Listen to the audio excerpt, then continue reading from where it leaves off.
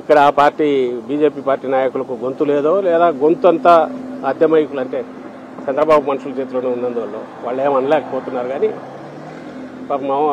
ఇంత బతికిన బీజేపీకి ఎంత అవమానం అనిపిస్తుంది. నిన్న ఈరోజు పత్రికల్లో చూస్తే వాళ్ళు వెంబడి పడితే చంద్రబాబు పోయినట్టుంది. కానీ యాక్చువల్ సీన్ రివర్స్ ఉంది. మీరు గమనించి ఉంటారు. రాష్ట్ర ప్రజల ముందు చాలా లిమిటెడ్ ఆప్షన్ ఉంది. ఒకటే,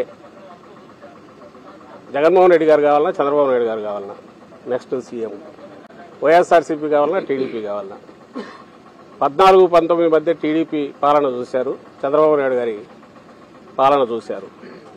19-24 మధ్య అంటే ఇప్పటికీ జగన్మోహన్ రెడ్డి గారి పాలన, వైఎస్ఆర్సీపీ పాలన చూస్తున్నారు.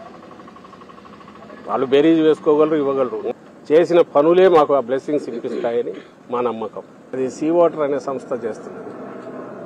ఆ సంస్థ గతంలో కూడా 2019లో కూడా ఐ థింక్ మార్చిలో చేసిన దాంట్లో 35% ఓట్లు మాకు, 41-42% టీడీపీకి ఇచ్చినట్టు గుర్తున్నాం.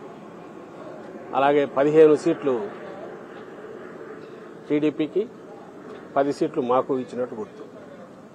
ఇంకొక అడుగు ముందుకేసి ఎగ్జిట్ పోల్ అంటే అది ఫైనల్ ఇదేయాక ఆ రోజు ఇచ్చిన దాంట్లో మాకు 11, టీడీపీకి 14 ఇచ్చినట్టు నాకు గుర్తు. ఇంకా దాని విశ్వసనీయత, ఎందుకంటే రిజల్ట్ ఏందనేది అందరికీ తెలిసిందే. సోలోగా సింగిల్ హ్యాండెడ్గా ఈ 5 ఏళ్లలో మేము చేసిన పనులు ఇవి అని చెప్తూ ప్రజల బ్లెస్సింగ్స్ కోరడానికి మేమంత కాన్ఫిడెంట్గా పోతున్నాం. ఈ రెండు మెయిన్ చూస్తే మీకు ఈ సర్వేలు వీటి గురించి పెద్ద పట్టించుకోవాల్సిన అవసరం ఉంటుందని నేను అనుకోనమ్మా. Reality is this.